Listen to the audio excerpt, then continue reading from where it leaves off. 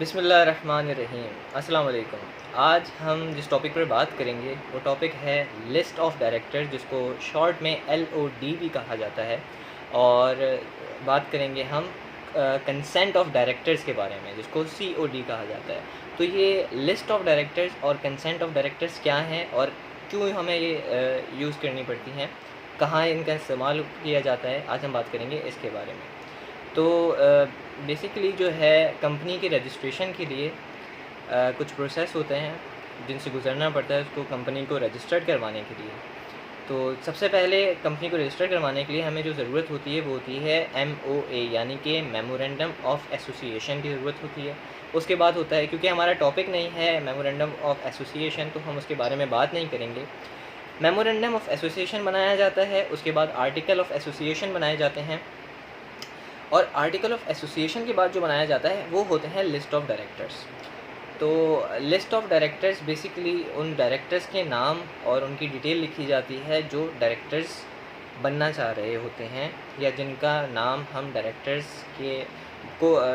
बनाने के लिए हम जो है उनका नाम दिया जाता है।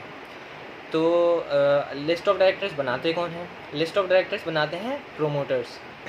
अब प्रोमोटर्स क्या होते हैं? प्रोमोटर्स वो होते हैं जो कंपनी का जो है ना, कंपनी के लिए काम वगैरह कर रहे होते हैं, लेकिन ये कंपनी के ओनर्स नहीं होते। ये चाहें तो ओनर्स बन सकते हैं, डायरेक्टर्स बन सकते हैं, ये चाहें तो अपना नाम भी एज अ डायरेक्टर जो है लिख सकते हैं, बना सकते हैं, लेकिन ये फ़िलहाल जो है प्रोमोटर्स जो हैं होते हैं वो डायरेक्टर्स नहीं होते।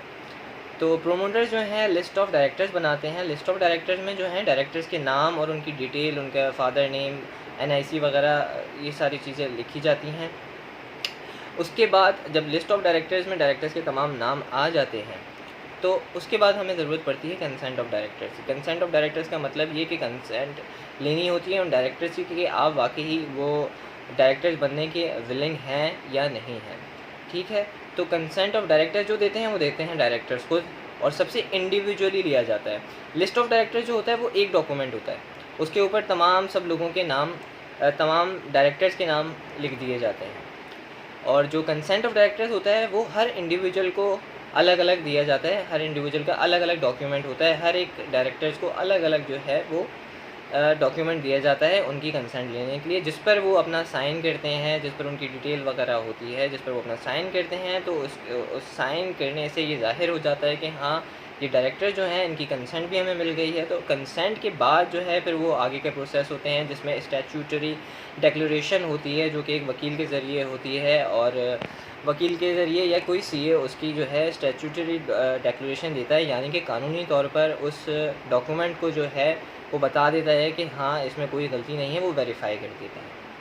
तो ये होते हैं लिस्ट ऑफ़ डायरेक्टर्स और कंसेंट ऑफ़ डायरेक्टर्स। तो आज हमने ये सीखा कि लिस्ट ऑफ़ डायरेक्टर्स और कंसेंट ऑफ़ डायरेक्टर्स जो हैं वो रजिस्ट्रेशन में करते वक्त हमें ये बताना होता है कि हमारी कंपनी का डायरेक्टर कौन होगा, और कंसेंट के लिए हम जो हैं उनके सिग्नेचर्स वगैरह लेते हैं कि बाद में अगर खुदा न खास्ता कोई कार्रवाई की जाती है, या बाद में कुछ कोई ऐसा मौका आता है जहाँ पर डायरेक्टर्स को जो है वो बुलाया जाता है, तो उसमें कोई डायरेक्टर ये ना कह सके कि मेरी तो इसमें कंसेंट मौजूद नहीं थी, मैं जो हूँ वो डायरेक्टर जो है मैंने तो अपना बताया ही नहीं था बनने का कि मैं जो हूँ मैं डायरेक्टर बनूँगा, तो आप मुझे कैसे बुला सकते हैं। तो कंसेंट ऑफ़ डायरेक्टर्स इसलिए दी जाती है ताकि वो जो डायरेक्टर है उसकी ये कानूनी तौर पर ये ज़ाहिर कर दिया जाए कि अगर कल को कुछ भी होता है तो आप इसके ज़िम्मेदार माने जाएंगे, आप सामने खड़े होंगे, और आप ये नहीं कह सकते कि मैं तो इस कंपनी का डायरेक्टर नहीं हूँ। एक सबूत के तौर पर कानूनी कार्रवाई करी जाती है, जिसको कंसेंट ऑफ़ डायरेक्टर्स का नाम दिया जाता है, और फिर ये आगे का प्रोसेस चलता है। तो लिस्ट ऑफ़ डायरेक्टर और कंसेंट ऑफ़ डायरेक्टर्स ये होता है। शुक्रिया।